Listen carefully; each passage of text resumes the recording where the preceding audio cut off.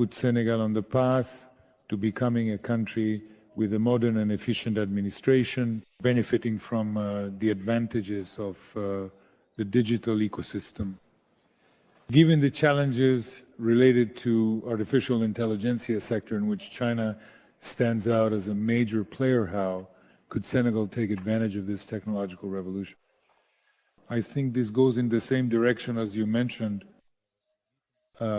The implementation, new technologies can help with the implementation of the new program.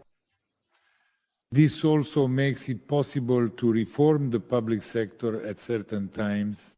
It can also perhaps help limit all aspects of corruption and increase transparency, because these are all advantages of new technology if they are properly applied.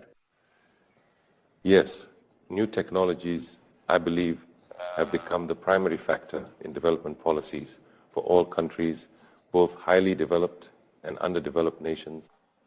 And this is also linked to the wide range of possible applications. You mentioned one possibility, that is administrative reforms that can be supported and based on new technologies, particularly digital technology and digitization. But it also applies to the economy in general. It's about applying it in sectors like health and agriculture. The sheer number of possible applications makes the digital sector an extremely important one. Obviously, there is an entire area. I am here with the Minister in charge of Digital Affairs in Senegal, who, together with his teams, has developed the Technological New Deal, which is an ambitious plan structured around a number of key pillars. The first pillar is strengthening the cloud, but also enhancing computing capacities. But all of this is being done with a focus on sovereignty. Because today, in Africa in general, the real question is, who manages our data? Who manages the data centers? I believe that, according to the statistics I have seen, Africa owns only 1.3% of the world's data centers. You can see just how huge the gap is. And above all, this is a matter of sovereignty. The second element now is training. Training, investing in artificial intelligence and all the other options in new technologies, but also supporting startups, usually led by young people, through both training and funding. And all of this is aimed at making it a driver of endogenous economic growth in our country. The third element is the applications we mentioned earlier. Applications in healthcare, in agriculture, to improve our performance, and in all other sectors. Education, of course. Earlier, we were talking about human capital, about education. And the final element is strategic partnership. We are in discussions with many partners. 3 days ago in Hangzhou, we visited the headquarters of Alibaba. We visited the headquarters of Brent Brenko, I believe, who are very advanced in matters of artificial intelligence and new technologies.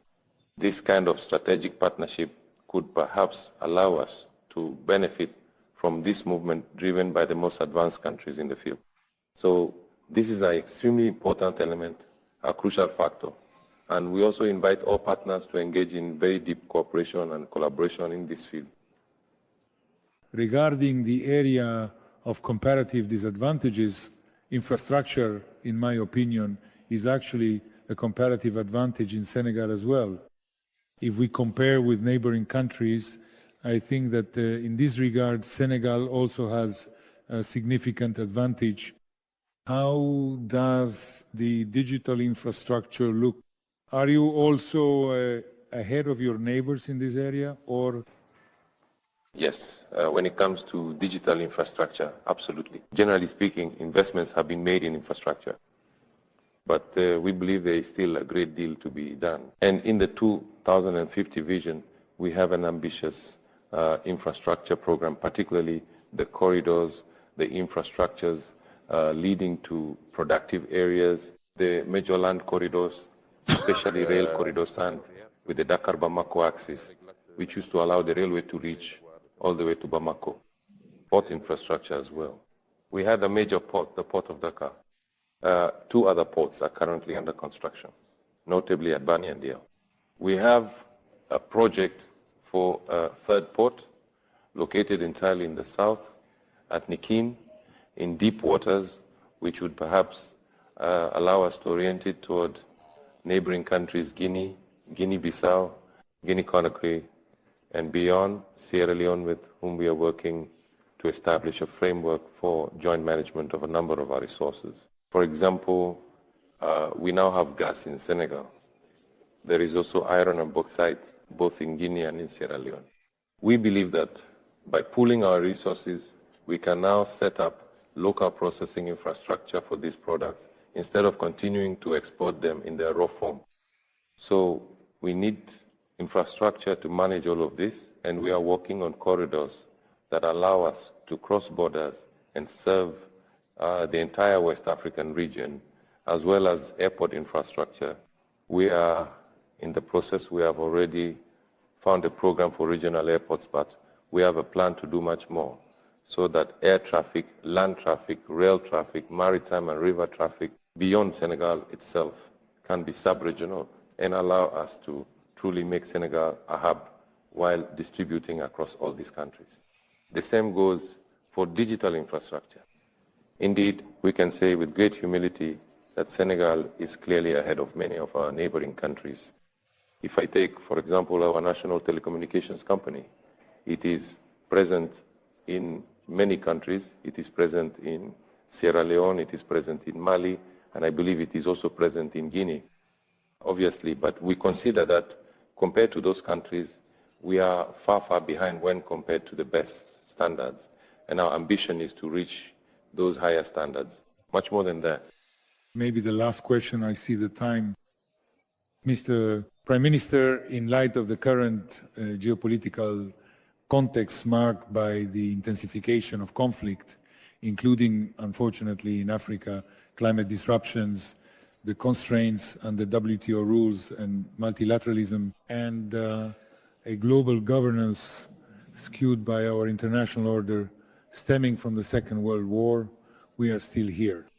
What is your perspective on Africa's development process, which is experiencing structural delays despite the continent's wealth, its comparative advantages in terms of natural and demographic resources? Perhaps a more general vision of Africa from your point of view.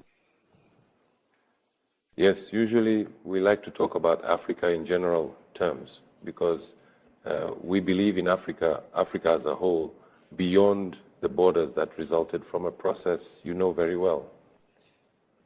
But that doesn't stop us from saying that Africa is also made up of many different realities. Often when people talk about Africa from the outside, it's as if it were a single country. But it's 53 countries, often with quite different realities. And it's difficult to speak uniformly with a single voice for all of Africa. And that's something we also need to take into account. There are sub-regional or at least regional realities. For example, West Africa forms a sub-region with ECOWAS, even though we have some issues with certain countries that have left, but geographically, no country can move, so that's a reality. West Africa covers about 6,500,000 square kilometers, with a little over 400 million inhabitants and enormous natural resources. The same goes for Southern Africa, Central Africa, and North Africa. And the theory of concentric circles, which made it possible to build development models starting from sub-regional zones and then bringing together the 4 or 5 sub-regions, is, in my opinion, the best approach, especially for West Africa. As you mentioned, we are in a rather unique geopolitical context with a reshaping underway. For years, I've been talking about the Thucydides trap, with a powerful empire that dominated the world and is now increasingly seeing others emerge. This really creates reflexes that can be defensive or isolationist. It can trigger economic wars, as we are currently witnessing, with tariffs that are merely a symptom, and the issue runs much deeper.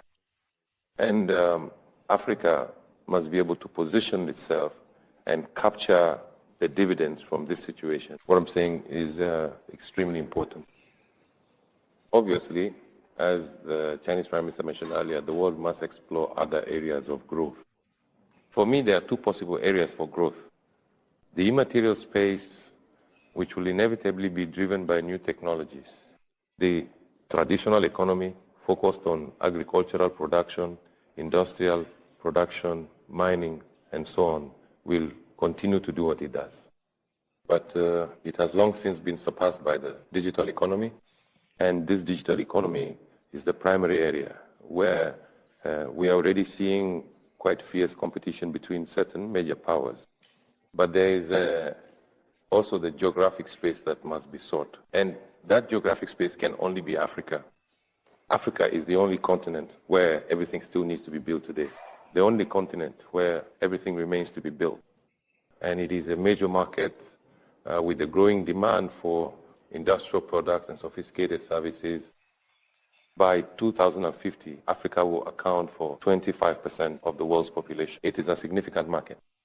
And I believe that beyond the challenges we face, the challenges of political stability, the challenges of security, is important for the world to understand that now is the time to invest in Africa. If we shouldn't start right away and with everyone, there are countries that are less ready, and I think Senegal is among those that are ready, since it offers all the guarantees of a secure and profitable investment, and it is not the only one. I think that today, this is the message we can send. A significant part of the work must be done by us Africans ourselves. We still need to provide the guarantees and assurances that allow the world to have that confidence to come and invest massively in Africa and to enable us to accelerate our development cycle in order to, if not catch up with the rest of the world, at least, as President Sonko used to say, be present at the meeting point of giving and receiving. For now, we are not yet at that meeting point, and we are aware of this, at least here in Senegal. This is the message we are sending to all our African brothers and sisters, first to do the necessary work to make ourselves attractive for this investment. But it is also the message we are sending to investors. In any case, specifically for Senegal, I believe that today all the conditions are in place to make Senegal a hub for West Africa and beyond. And we invite all the investors at this forum. And that is precisely the purpose of organizing the Invest in Senegal Forum, which will be held on October 7th and 8th. It will be a major forum which will allow us to present to our partners the opportunities available to them in Senegal. Listen, Prime Minister, thank you very much for this very positive outlook, both for Africa and especially for Senegal. As someone who was an investor in my previous career, I can assure you that